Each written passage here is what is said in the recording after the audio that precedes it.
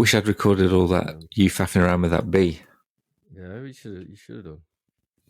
It's telling it off for being stupid. Well, it was being silly. Right. I really need my headphones. I'm not happy with my headphone situation at the moment because my good headphones broke and I've got some slightly shitter headphones. Okay. And these are just not doing it, man. It's like I don't feel as in it as I was. Right. Okay. I'm going to psych myself up for the intro. Okay. Get fluffing.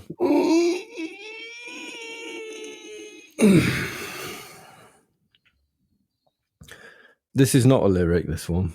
Okay. Right, so we're changing it up. It doesn't have to be a lyric.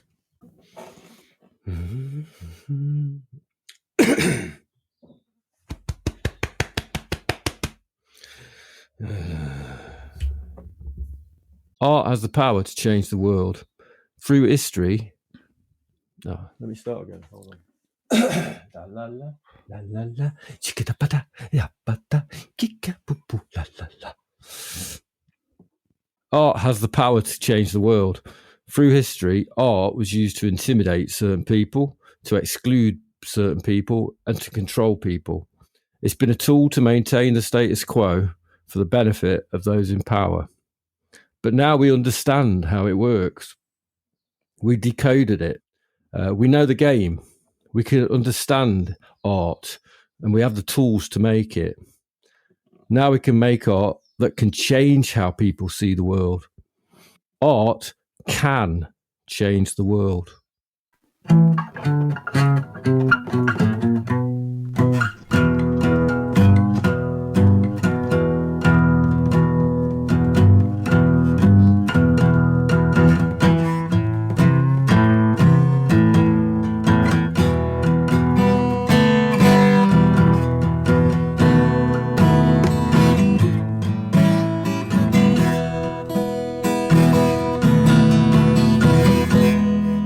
Ho, ho, ho, ho. What was that? Unplugged. Was that you? Of course it was. Live and direct. Live and direct. Bit cack-handed, but there you go. In the house. It's early in the morning. What can I say? Steve is in the house. Yes. That was unexpected and quite nice. There you go. Thank you very much. Not a problem. Thank you for joining us for our podcast, the This Are Johnny Domino podcast, where myself, Steve, and my brother Giles, hello, we listen to songs that we recorded up to and over 30 years ago, and we reassess them with our new ears. The original concept for the podcast that we would be selecting songs that we have played in the past for a purely imaginary best of compilation track list. But now we're on volume 2. Because we got carried away and we decided to release the first volume of the best of This Are Johnny Domino. Available on all music streaming platforms. It's true. So that was the premise, but it seems to be developing slightly. Yeah. And I think it will. It will grow and it will change, and but the mission stays the same. Mm. Last episode, we were talking about America, kind of, and particularly talking about a place that we used to work called the American Adventure, a theme park. So if you've not listened to that episode, go back and check it out. Since we recorded it, lots more things about the American Adventure have kind of come into my head and through conversations with people and things like that. I think we are going to talk about that some more. So if anyone has any particular memories of that place, please do share with us. But my man Paul from Turkey, from Orla in Turkey, or is it Orla in Turkey, was telling me that he went to the American Adventure on the very last day that it was open. Wow. And he described it as being like the fall of Iraq. So that's too good a story to not know about. So I think I'm going to get Paul, just put a little bit of a description of that on tape and send that to us. We need to hear about that. And also, we also need to mention, well, we've got a story about possibly the worst drummer that we've ever played with. whose name we're not going to mention at the moment, but No. we definitely need to talk about that as well. Because he was a cowboy. He was an actual cowboy. He was an actual cowboy at the American Adventure, and we rehearsed there. We did. Anyway, we'll talk about that. Yeah, we'll talk about that another time. Right. In other news, obviously, we are recording this a couple of days after the sad death of Steve Albini. And 61 is obviously too young for anyone to die. And since his death, I've been, and I'm sure a lot of people who listen to this podcast have been engaging with his music, and whether it's music that he actually created or music that he recorded. And his shadow is long. Yeah, it really is. And, key musical touchstones of certainly my life, and I know your life, Giles. Definitely. I mean, He's all over them, yeah. I felt this. And I don't normally, when, a famous person or some public figure dies, it's like when Bowie died or whatever. I mean, I remember that. And, it's sad and everything, obviously. But this one actually hit me. I don't know why. But, he was somebody who had a hand in a lot of my favourite music, really. Yeah. And definitely had an effect on how I heard things. Yeah.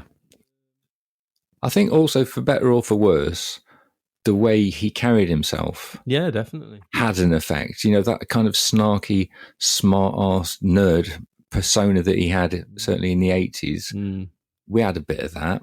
Yeah. And we carried it on. But, obviously in recent years, he evolved and, took responsibility for the things that he did in that time. And I think it was the uncompromising thing, really. It was like, this is what I think. And he had a confidence about what he thought and his viewpoints. And he was very forthright in the way that he expressed his viewpoints about music and recording. Yeah.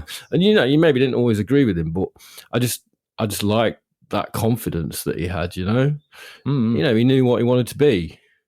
Yeah. And I loved that. And I really respected that, really. And, we went to see Shellac a few years back, didn't we? Yeah. And it's a regret, isn't it? It's a regret that we didn't shake his hand. We didn't shake his hand.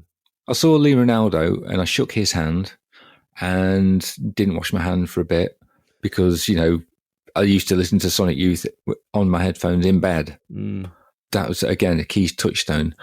But I think there was something quite intimidating about Steve Albini. When you're not kidding.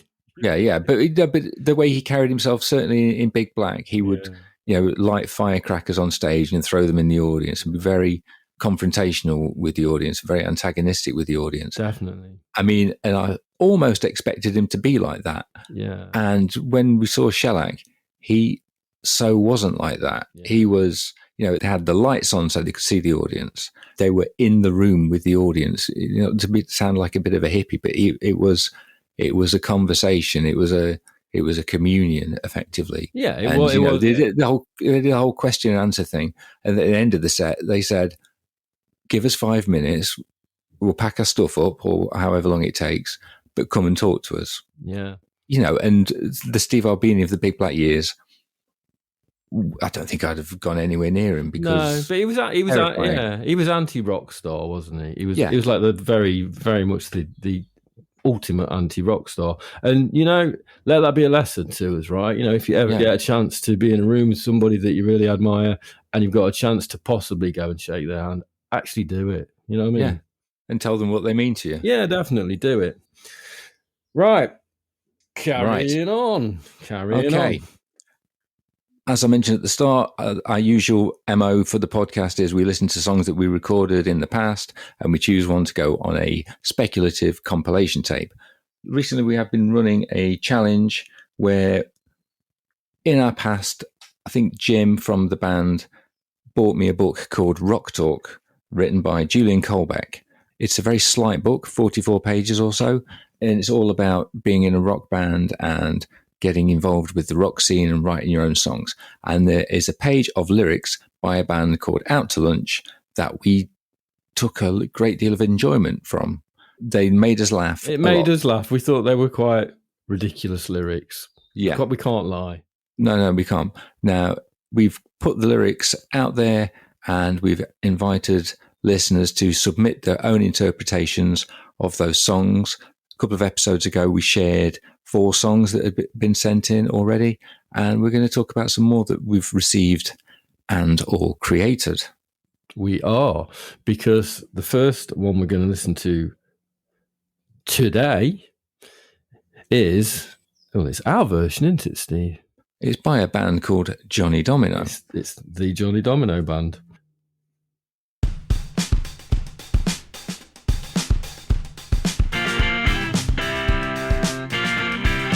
Searching for time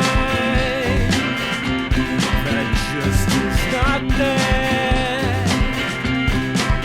Does it always have to take this long? You said don't push it too far, just let it fade away. But I felt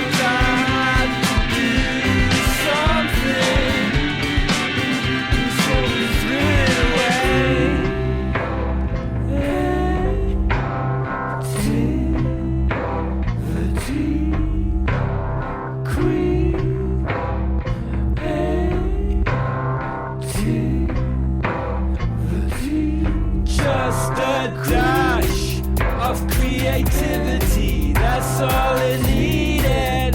Creativity with all them trimmings that come with love. All of them trimmings that come with love.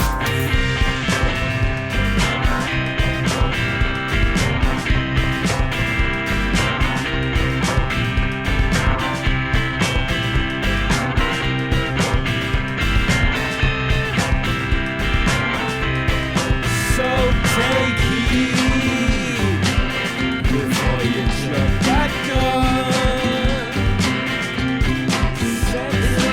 Settle your conscience.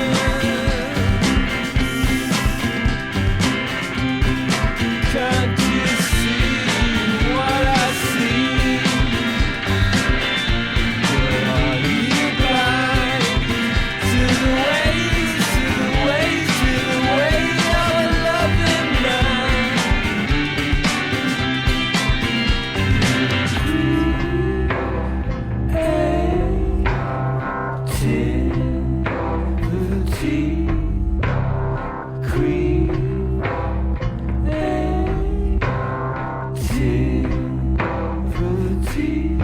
Just a dash of creativity, that's all it needed. Creativity with all them trimmings that come with love. All of them trimmings that come with love.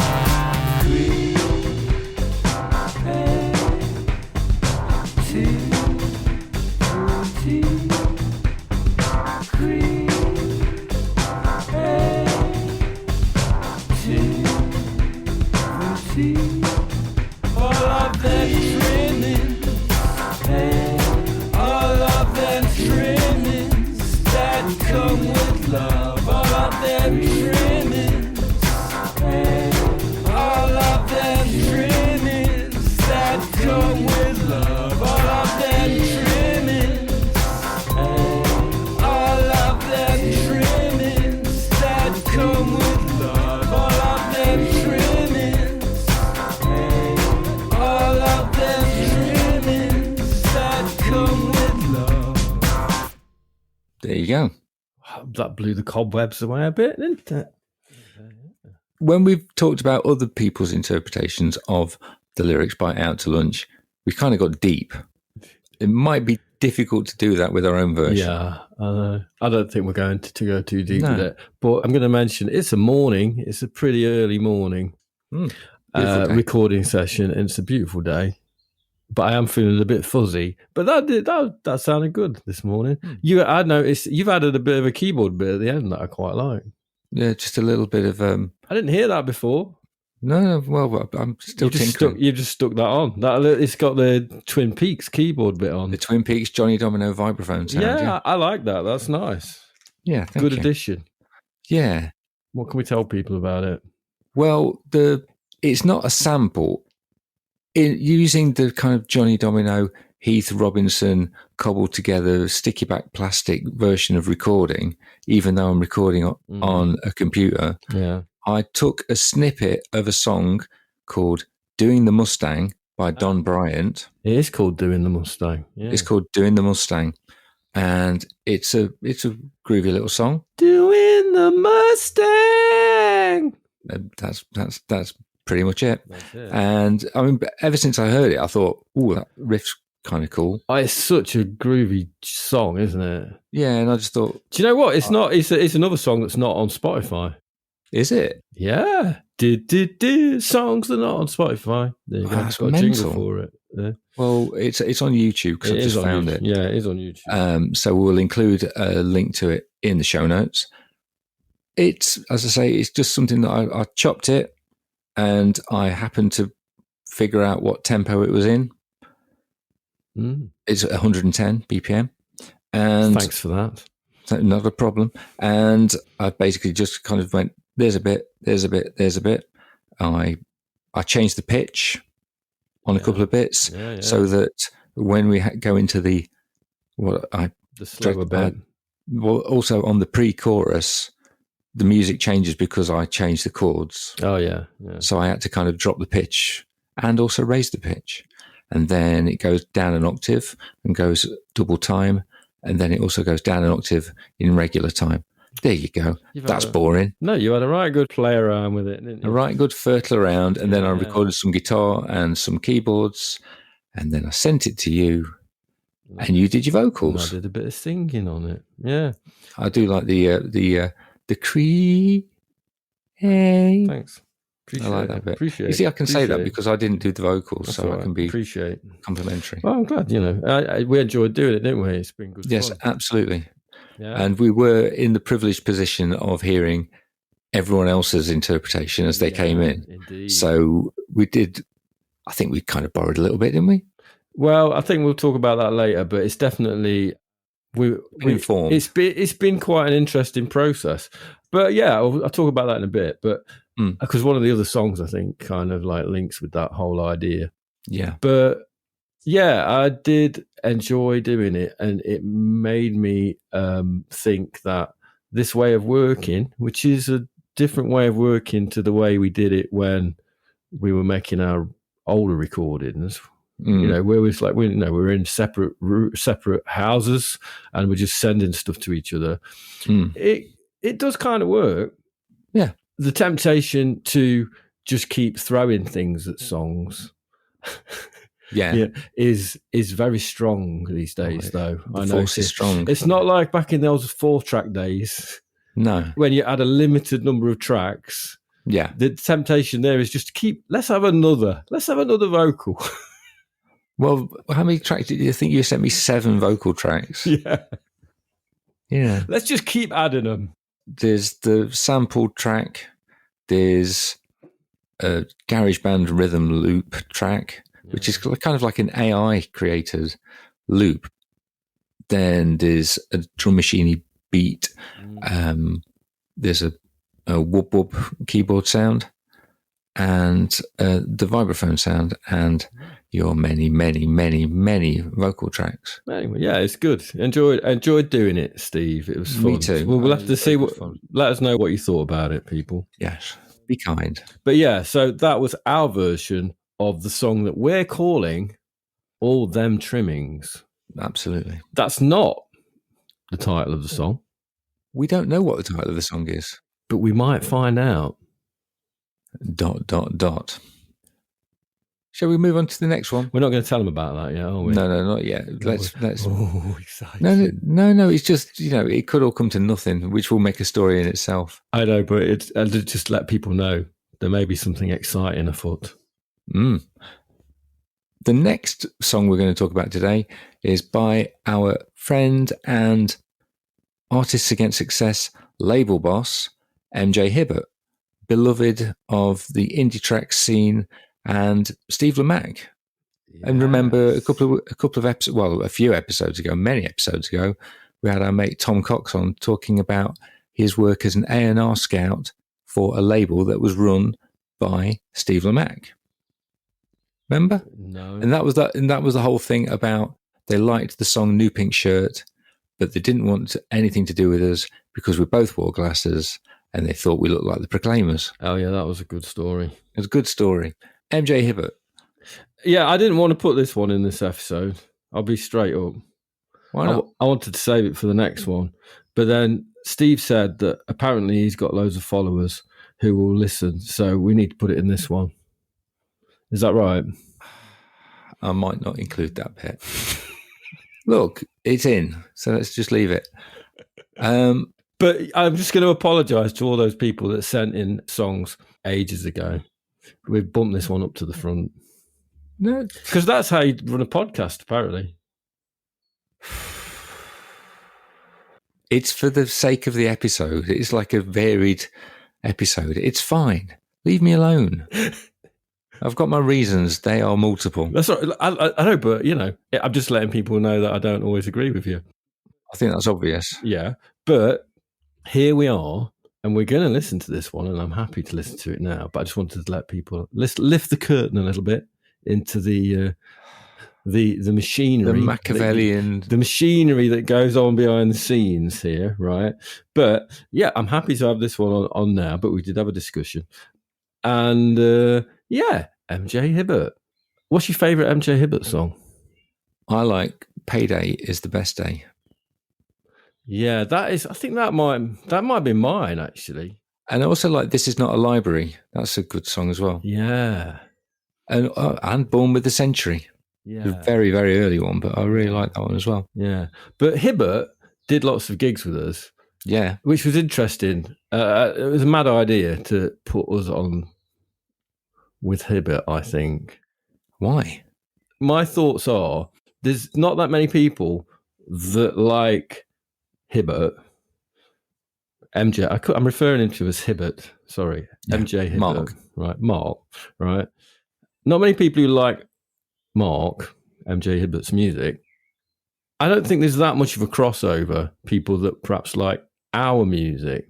I mean, to be honest, Steve, I can't imagine us fitting in the Indie Tracks Festival, God bless it, and all who sailed in it. I think we're a bit too new wave. Whereas MJ Hibbett probably had his own tent. The times when I went to Indie Tracks, when I was performing with Frankie Machine, yeah, it was going into a world where people were like, oh, "Can I get a photo with MJ Hibbett?" And it was pretty crazy because you know him, and yeah, people were kind of, "Oh, can you get you to sign some stuff?" Yeah, this guy is a star. He's a star of that scene. That's why he's got lots of followers. That's why we're putting him in the episode. Go on. Yeah, sorry. Yeah.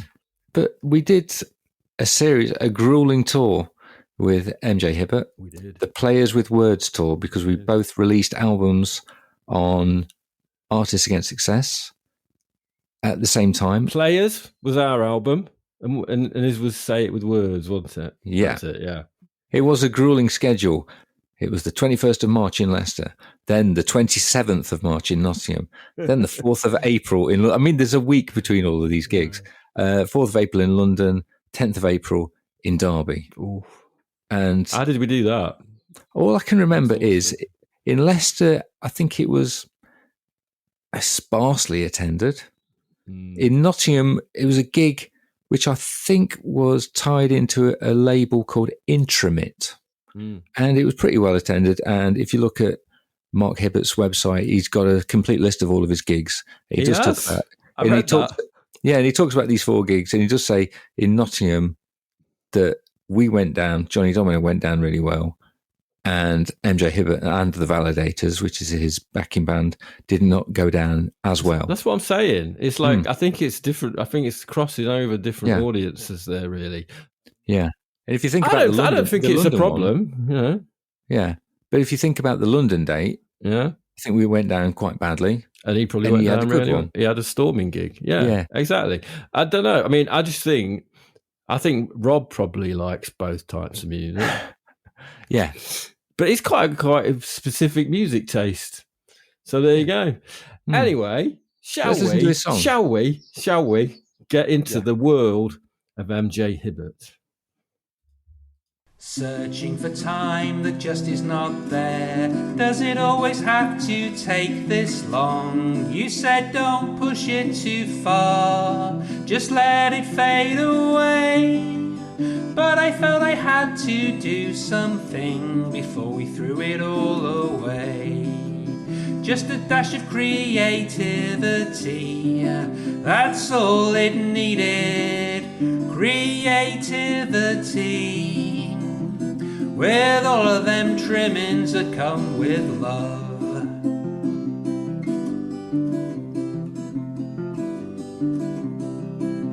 So take heed before you jump that gun. Settle your conscience, can't you see what I see? Girl, are you blind to the ways of the loving man? You need just a dash of creativity, that's all it needed. Creativity.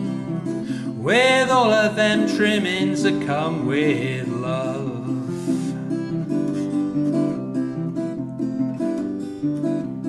Creativity. With all of them trimmings that come with love.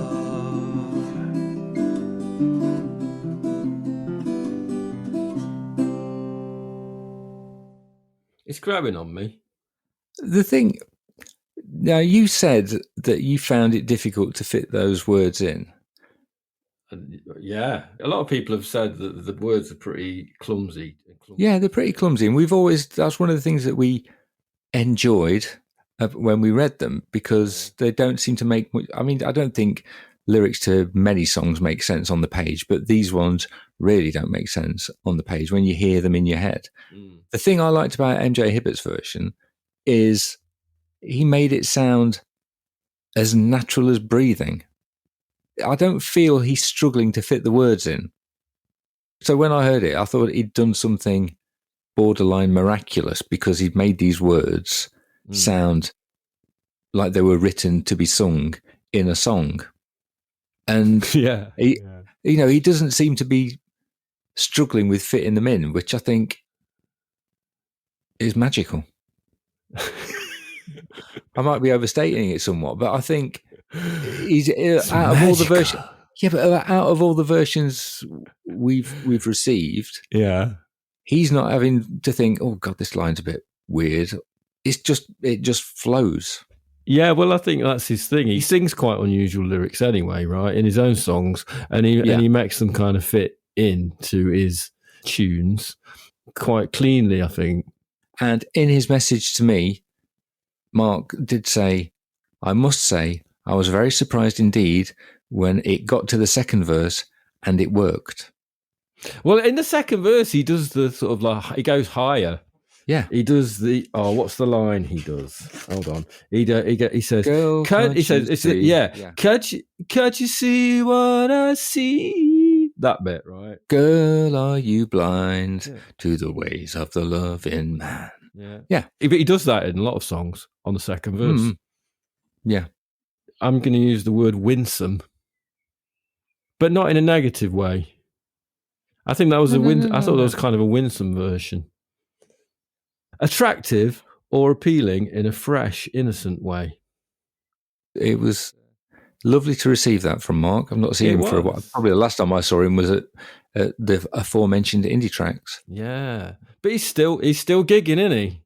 Oh yeah, he'll never stop. He's still gigging, and he's still doing stuff, and he's still doing his thing. And for that, we salute you, MJ Hibbett. Absolutely, we salute you and stand by you as a brother. Brother, what was the song? Black Hair and Glasses Brigade. Indeed. Yeah, that was a kind of. I was on the tour that we did with him when that song started. I thought, he's talking about us. Us collectively, definitely. Unfortunately, no longer black hair. No. Sadly. No, me neither. No. The passage of time. Anyway, next is a song by aforementioned Frankie Machine, his interpretation. And I think there's a lot to say about this. He sent us quite a few versions, but the one that we're talking about is the complete Frankie Machine interpretation of the words which we are referring to as All Them Trimmings. Yeah. Has he given you any sort of description to what he's done? He said, 3 minutes of pop glory incoming with All of Them Trimmings. And I said, loving them trimmings, blah, blah, blah. I said, I think Giles approves because I sent him a copy of your message. And Rob went, he's the star of the show. Brackets, song. I assume you recognised it. And I said, oh my God, there's a lot going on there. Obviously, I spotted the spoken bits because he has taken bits from the podcast we spoke through the lyrics. Yeah, I can hear that in it.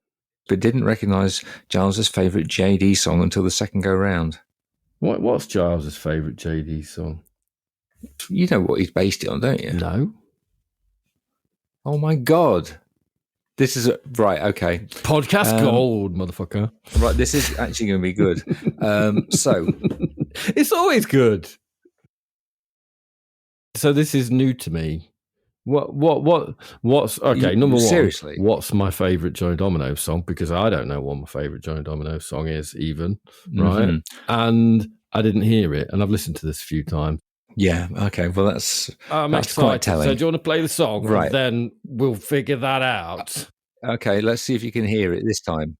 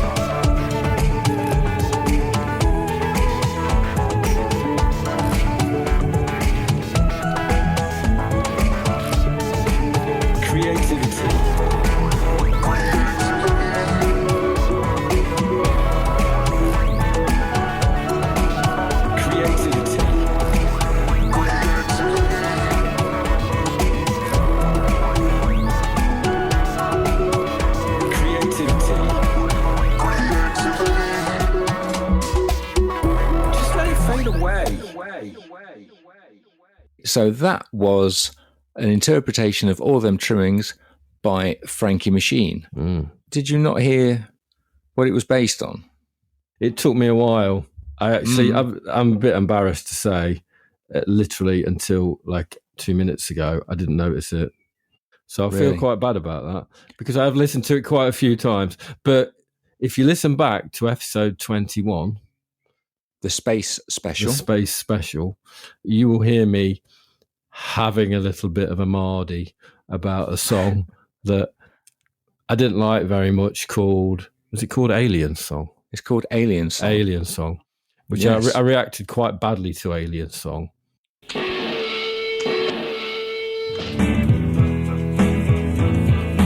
Oh, please stop it. It's stop it. It's ghastly. It's ghastly. God, that was horrible, Steve.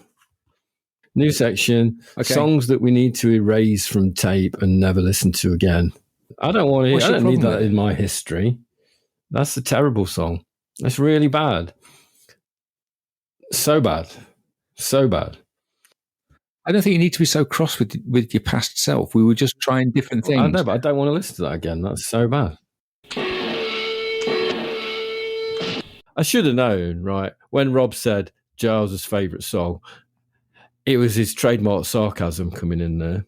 It wasn't my favourite song. It was my least favourite song. I called it your favourite song. Oh, it's your trademark favourite Yes. sarcasm, then, is it? Right, okay.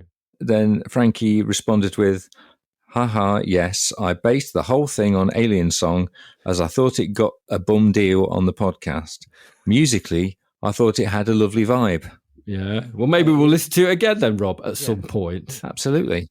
And he also vocoderized us reading the lyrics out on the podcast as well. Yeah, I like the auto-tune Yes. sort of sound. It's really good. It's a bit Drake, in it? It is a bit Drake, yes. Or Post Malone. Yeah, well, Rob Frankie said he was messing around with something called Suno, which I think I've ever heard of, but it's a generative AI thing where you go, here's some words, do it like this. Yeah. And he said, it's mental. It's fair to say that it's not coming for the charts anytime soon, but here are some examples. And he sent me 4 or 5 different examples of all Them Trimmings lyrics in different styles. Nice. Before we get into that, I want to hear one of them, maybe at least one of them today. Yeah, yeah. But that version that we've just heard, musically, it sounds to me a bit like a football anthem. Do you know what I mean? It's like football anthem ready, that one. It's like the theme tune to Question of Sport. Yeah, or I could see it. I'll tell you where I could see it, on Match of the Day. Oh, yeah. Today's action section, Goal of the month. Like, that kind of thing. that kind of thing, right? When they have like a compilation of matches, I could see that one playing there. Yeah. I enjoyed it for that, right? Yeah. The other thing that it reminded me of, like when bands like Bell and Sebastian try and do things that are kind of dancey. Yes. And they don't quite do it. It's like when an indie band tries to make sort of a dance version. It's got that kind of thing, which has its own charm, but they always kind of, it's very weird. Isn't it weird? Yeah. How it kind of has, it's like they have their own like little subgenre of like not quite dance music. It makes me think of like when McCartney does reggae. I think there's something about when people go, oh, that's easy, I'll do that, and it's like the story about Captain Beefheart. The reason he played soprano sax is because he saw Ornette Coleman or heard Ornette Coleman and went, well, that's easy, and it's not. It's really not. And dance music.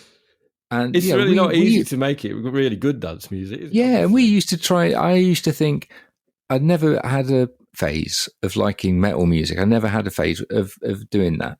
And I used to go, well, that's easy. Yeah. And then try and do some heavy metal. And it's never right. No. It doesn't sound anything like it. It just sounds like someone's taking the pee. Yeah. And Black Midi, I think they did at least a concert or some recordings of country music because country music's easy. It's not. It's really not. It's not easy to do it properly. Right. You could do it in a kind of a pee-taking sort of way. Yeah, it's absolutely right. It's very easy for it to just turn out like a cod pastiche kind of thing. Yeah. Do you know what I mean about the Paul McCartney and reggae thing, though? Stick a reggae bit in. Matter to you if you got a job to do? Awful. You see, this sounds like we're talking trash about Frankie's version. I'm not talking trash about Frankie's version. I enjoyed it.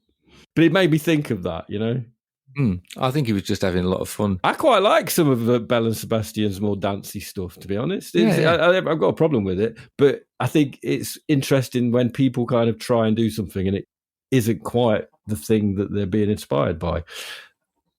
And I think that's where some creativity can happen. You know what I mean? You try and do something, but you fall short and you make something different. Do you want to hear? I mean, the most successful, in my opinion, version of All Them Trimmings that he generated with AI, was the reggae version. Oh, come on! And I think it's kind of spectacular. Let's have a blast. Searching for time that just is not there. Does it always have to take this long? Say don't push it too far. Just let it fade away. I felt I had to do something before we threw it all away. Just a dash of creativity. That's all it needed.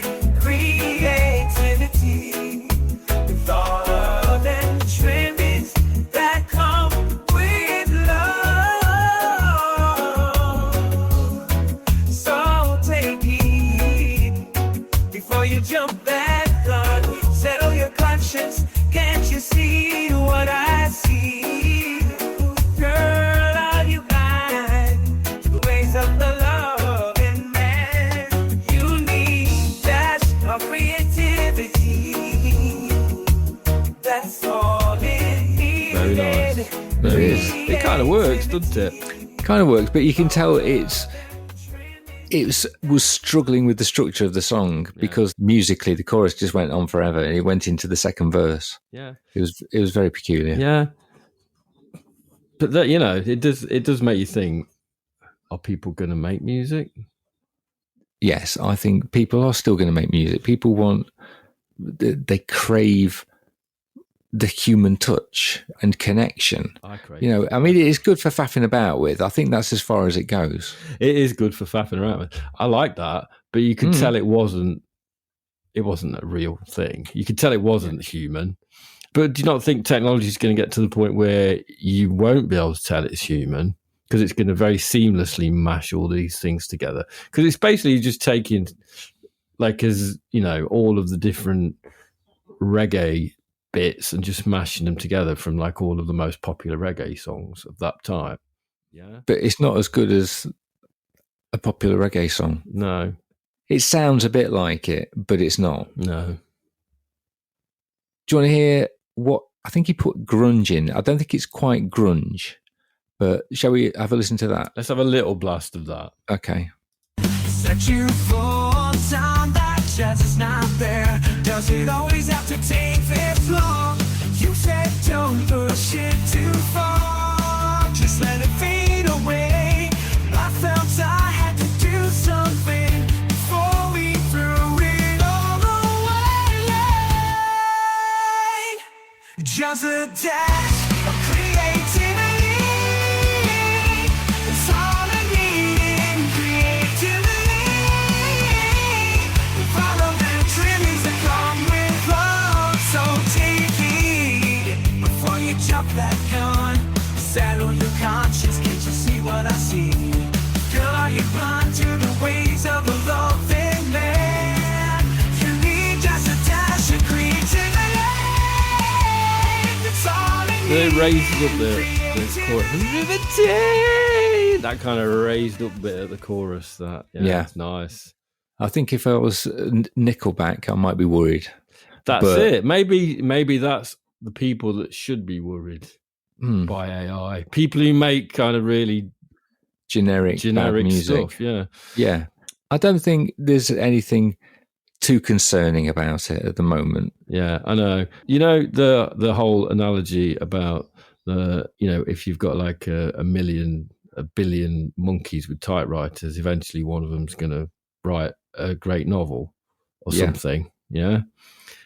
Is it not a bit like we've now got like we've got all the monkeys? We've got all the monkeys. We've got all the monkeys with typewriters, and they're banging those keys, and they're writing not that great Grunge songs. Grunge songs.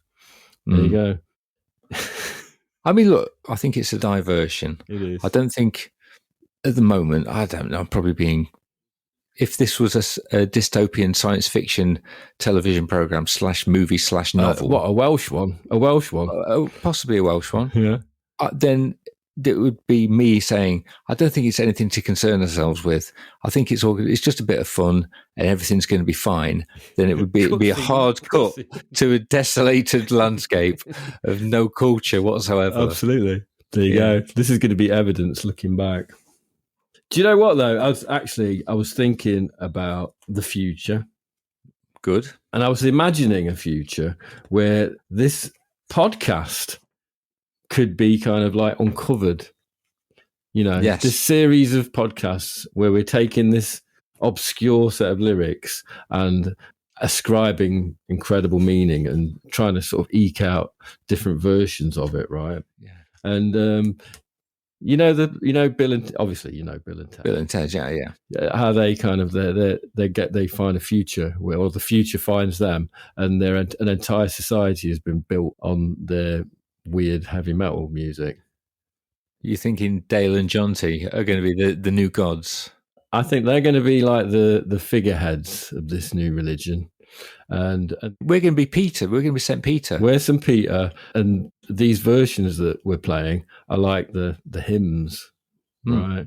And people are going to, they're going to base their lives on this. It's going to be a lovely society because it's all about creativity. Exactly. That's all you need is some creativity. The truth is there. The truth is in the lyrics, right? Wow, I thought we went deep last time. Yeah. And now we're talking about the basis for an entire society. Exactly. It's all in there. That's all it needed. Take heed before you jump that gun. Set your conscience. Take heed. You said don't push it too far, just let it fade away. I felt I had to do something before we threw society away. I had to do something to stop the relentless onslaught of AI. Well, they're going to taking find over, it. Yeah, they're going to taking find our it creativity. After. Yeah. We had to do something before we threw it all away. Yeah. Just a dash of creativity. Yeah, that's all it needed. In that post-apocalyptic society, they're going to find this podcast and go, "Ooh, there's the truth. There's the truth." But if they are listening to this in the future, we've got to say that we are not responsible for the words. No, that's.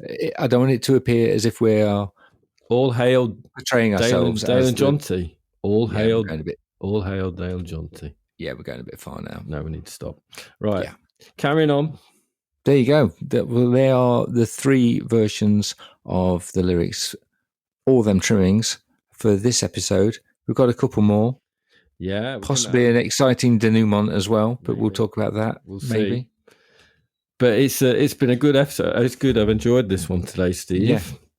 And thank you from the bottom of our hearts to Rob and MJ for sharing their versions with us.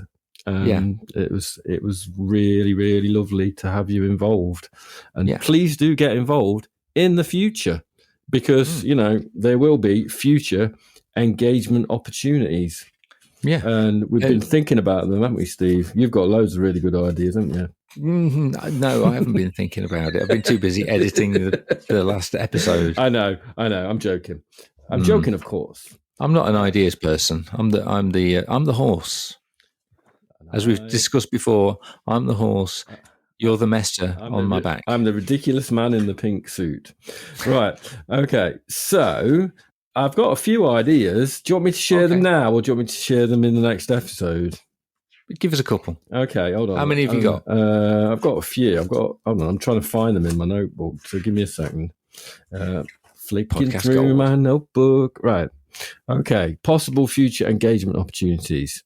Right. Okay. This one was an idea given to me by S.J. Richardson, who actually who sent us a lovely song that's going to be featured in the next episode.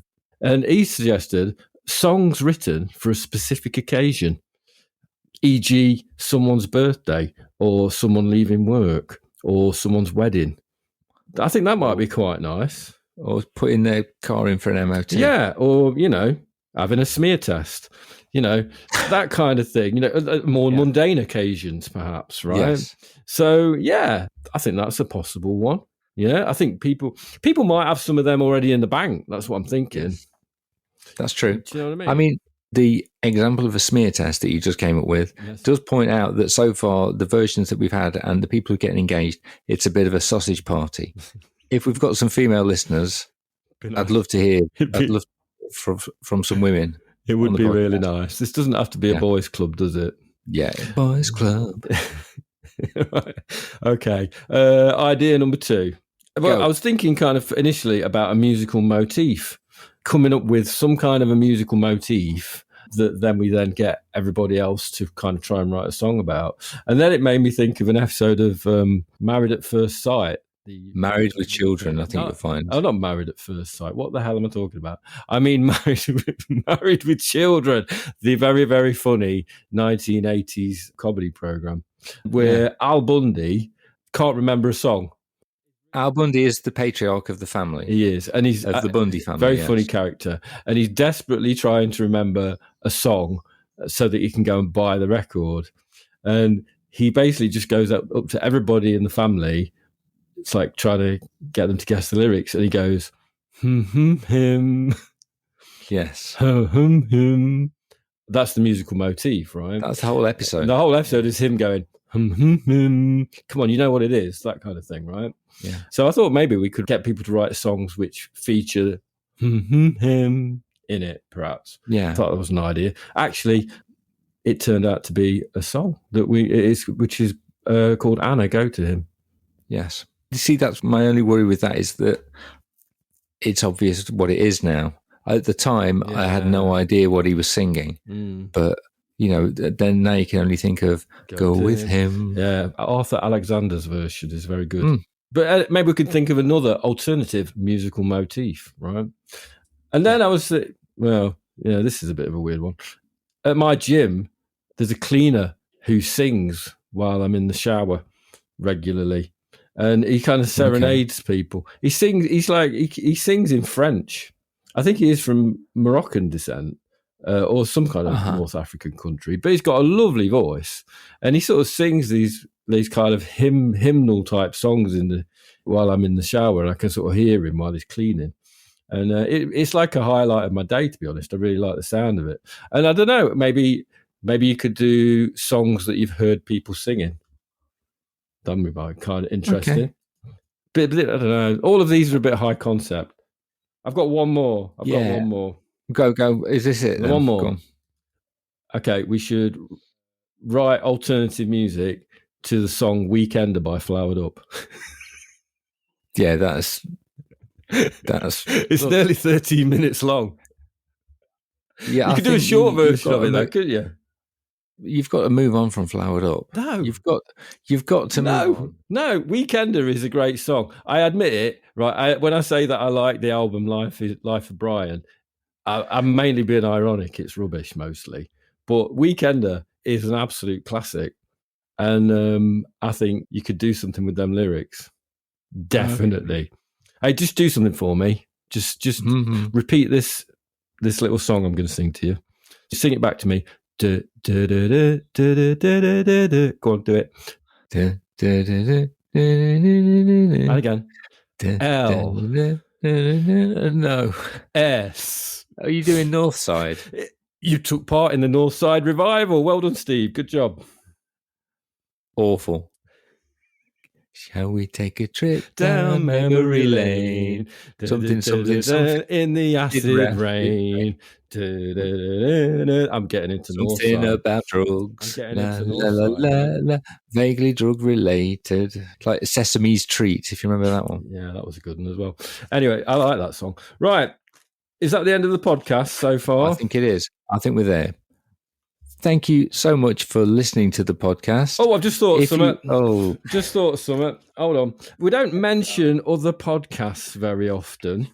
No, you're about to, aren't you? But I want to mention another podcast. And if you've heard it before, I apologise. But I want people to go out and listen to this. It's The History of Rock Music in 500 Songs by Andrew Hickey. I know it's been well established for a while, but if you've not listened to it, or if you've not listened to it for a while, go back and listen to it, because I think it is an incredible piece of work, actually. An incredible piece of work. As the New Yorker magazine puts it, it's a heroic and wild effort. Andrew Hickey is trying to sum up in 500 songs in great detail the entire history of popular music from 1938 to 1999. And the scale of it is incredible, right? He's a really interesting character. He's got quite a nasal voice, but I've sort of learnt to love it. Yeah. He's written a number of books. He's written a history of Doctor Who, apparently a history of Doctor Who. And he's got a very caring attitude towards listeners. He always has a trigger warning, very detailed trigger warnings at the start of his episodes, right? Which is nice. I like that. But it's all part of like what he does. At the moment, he's in the late 60s, but every episode is incredibly well researched. And it's just him presenting his research. Each episode is like, the transcript must be like basically like a book. You know, they're long episodes. They're incredible, right? I mean, then the detail in there is amazing. And he presents it to make a point quite often. It's not just like presenting sort of dry history. He just he creates a narrative with it. Favorite episodes: Say a Little Prayer, Aretha Franklin, amazing. Runaway by Del Shannon, brilliant, really interesting episode as well. But if you like music and you like finding out interesting facts, like for example, do you know that Chubby Checker, do you know what his name is a derivation of? No. Chubby Checker, right? He wasn't particularly fat, but he used to be a Fats Domino impersonator. So Chubby Checker, Fats Domino, right? Oh my goodness. How good is that, right? That's mental. And you find out really interesting things like that. And also that Joe Pesci was once a guitarist in a band called Joey D and the Starlighters in New York. And they were the house band for a mafia-run bar. And a young Jimi Hendrix played in the band as well. How mad is that? That's crazy. You find incredible things out, right? So go away and listen to a history of rock music in 500 songs. Start anywhere. Well, you say that. Could you possibly suggest a couple of episodes that you've particularly enjoyed? Because my problem with this podcast, it's not a problem. Yeah. It's just the intimidating length of the episodes. Yeah, definitely. I mean, don't go straight in with the Grateful Dead one, because that is very, very, very epic. Just put them in the show notes. It's fine. Okay, I will. I'll put them in the show notes, yeah. If you enjoyed the podcast, please like and subscribe wherever you're listening right now, because the This Are Johnny Domino podcast is available everywhere. And if you know somebody who you think would be interested, please pass it on to them. If you also would like to send us examples of your own home recordings for entrance into the eternal halls of the four-track gods, get in touch. And if you still feel an urge to record your own version of All Them Trimmings, oh, I can feel it coming on. If you can feel some trimmings, if they've been brewing and it's time to unleash them, then go for it. Yeah. All submissions gratefully received. Absolutely. And there'll be another Trimmings episode coming soon. Yes. With possibly some interesting news. We'll see how it goes. Don't have a promise. Oh, it's going to be exciting anyway. Goodbye, everybody. Goodbye, Steve. Good night, John Boy. All of them